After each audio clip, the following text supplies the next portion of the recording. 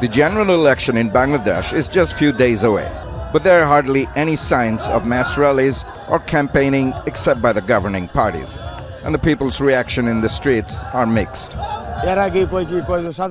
The government doesn't need the general masses. For the last 15 years, we have not been able to credibly cast our votes. Why is that? Don't you think we have the desire to participate in the voting process? Our votes are cast by others.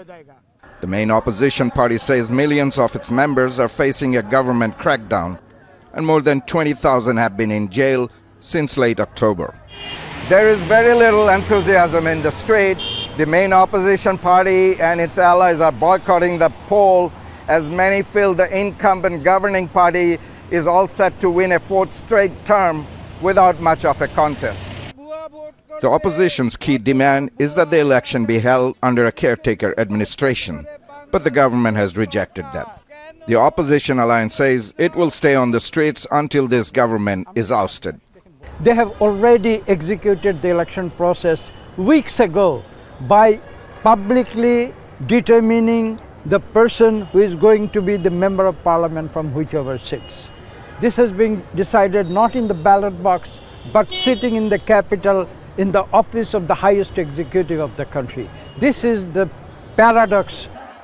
During her 15 years in power, Prime Minister Sheikh Hasina has been credited with turning around the economy, and her supporters are betting on her economic success.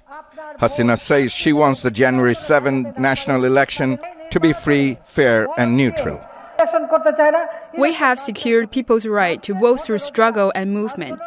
They think they will be able to take those rights away and stop the election process, but they don't have that courage, nor will they succeed in doing so.